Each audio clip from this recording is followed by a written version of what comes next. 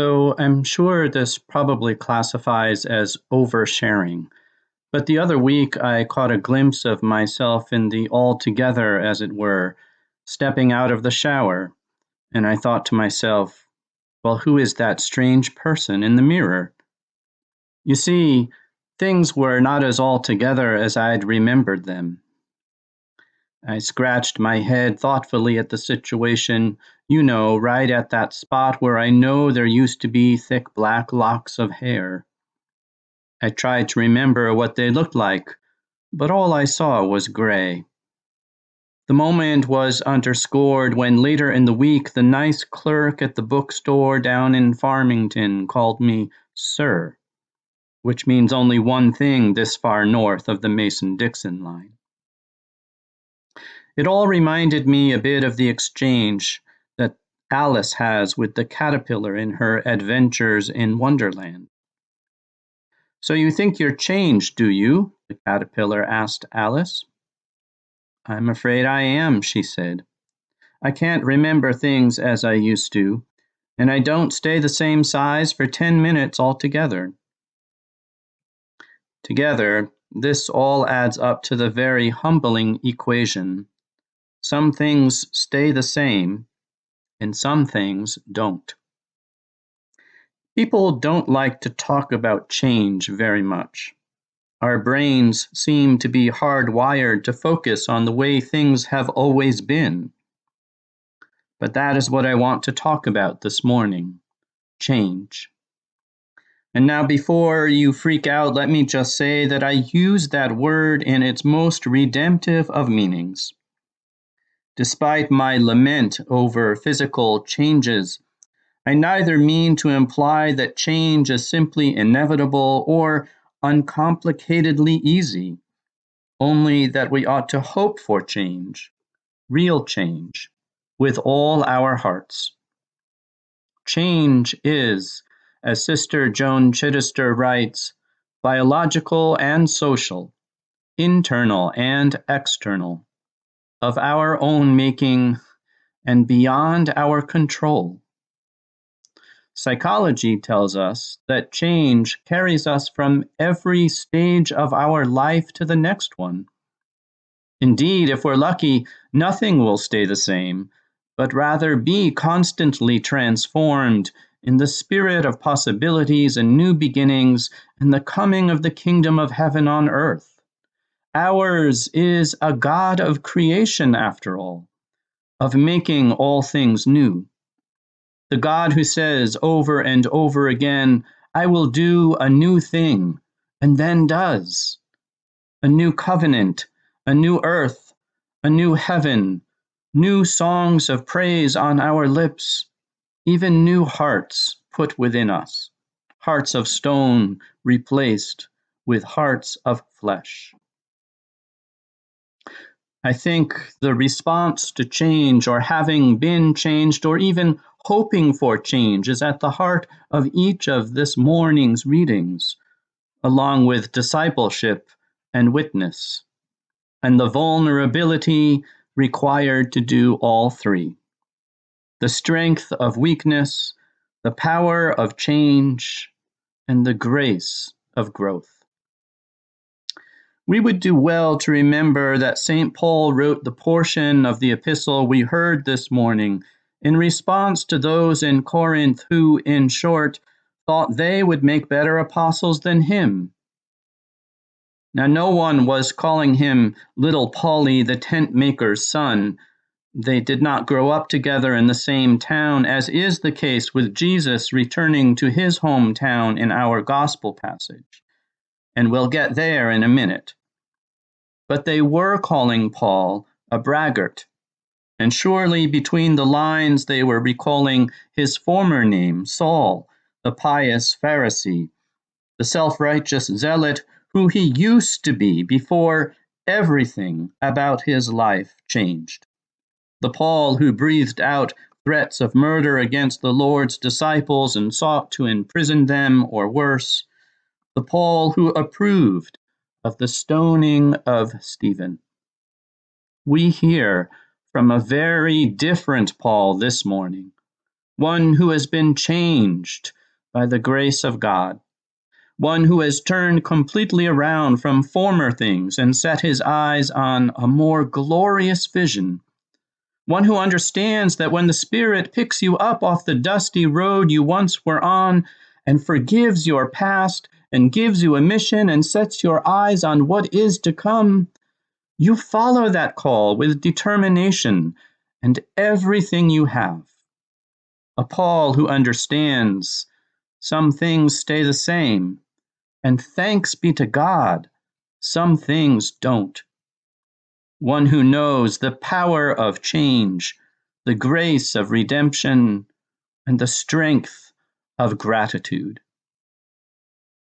That strength and power and grace is called into question by the listeners gathered in this morning's gospel of Jesus, the homeboy returning to the place of his childhood as a grown man. Who does he think he is, they wonder? A prophet? That's the carpenter, you know, Mary's kid from down the block, for goodness sake. Now notice that in Mark's version of this story, a version many would say is the earliest we have, Joseph is not even mentioned, which suggests that there may have been some not so subtle accusations of impropriety going on. Certainly there must have been whispers throughout Jesus' childhood, regardless of whether or not Joseph was part of the picture. Jesus did not ride into his hometown triumphant. He was putting himself in a very vulnerable position by returning to the side of his previous rough-hewn life and prophesying in the synagogue that the reign of God was present and that everyone was invited to participate in it. Now, we know that Jesus is more than a carpenter, more than someone's son, more than a poor kid from a poor family, from a poor backwater town. But that is who his neighbors saw him as. His childhood, his circumstances, his profession, his social standing, his lot in life.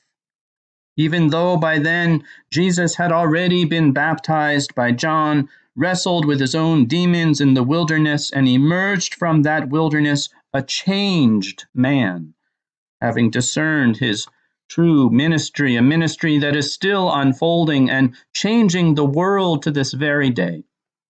He returned to his hometown after doing miraculous things, after stilling the waters of a stormy sea, after healing a woman who had hemorrhaged for 12 years, after raising a young girl from the dead. You might say he was on a roll when he rolled into town, but those gathered to hear him speak in this morning's gospel are only more than willing to ensure that Jesus does not forget just exactly who he was, to put him in his place. Say what you want, boy, but we remember where you came from, who you really are. Anyone who has ever attended a family gathering as an adult or a high school class reunion knows of what I speak. We may be 20 or 40 or 60 or older, but get together with siblings and family or classmates, and we're all still someone's kid brother or big sister, the oldest, the baby, the class clown, the dunce, the teacher's pet. We are not who we were yesterday or last year or 35 years ago or even when we were kids. Nevertheless, that is how we too often treat each other. We tend to see each other not as who we are right now or even might become, but who we once were. The bastard son of a poor carpenter, the self-righteous Pharisee sitting in judgment and holding a stone in his hand, when really we ought to be witnessing change, validating growth, always imagining bigger and better things for ourselves and for each other. Instead, we hold on to past behaviors and then define each other by them. Except people change. People change. God gives us the amazing capacity to learn and grow and become our whole lives long, and even beyond that. The good news is it's not about getting old. It's about becoming new and seeing each other anew every day. Our friend Alice says to the mock turtle, another character she meets in Wonderland, "It's no use going back to yesterday because I was a different person then." What's true for us individually remains true for us communally, for we are not the same church as we were 50 or 25 or 10 years ago. We are not even the same church as we were 1 year ago. If pandemic has taught us anything, it is that we ought never again take for granted the privilege of gathering together as disciples, as Christian community. That, and the fact that we are indeed capable of changing, of adapting, of readjusting our expectations of how we do things in order to ensure that our lives remain centered on the one constant, the one thing that never changes, God, in whose eternal changelessness we rest, even in the midst of life's changes and chances.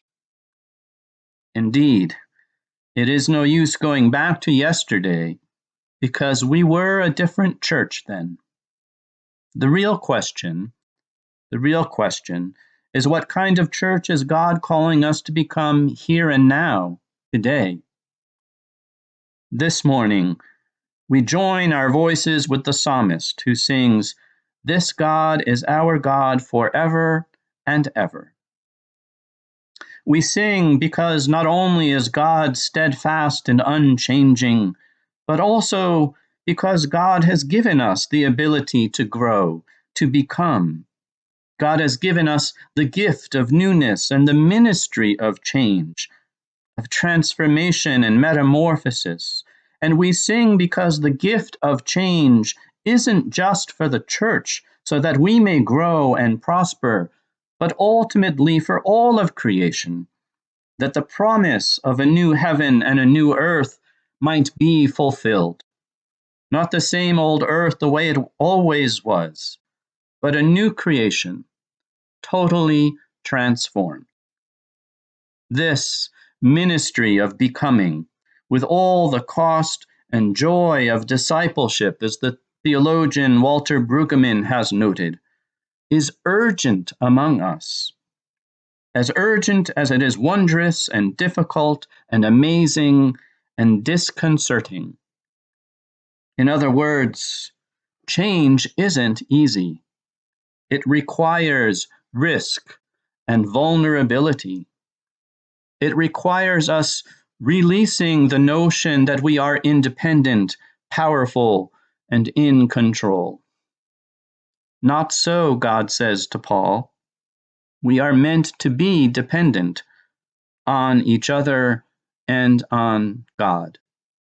My grace is sufficient for you, for power is made perfect in weakness.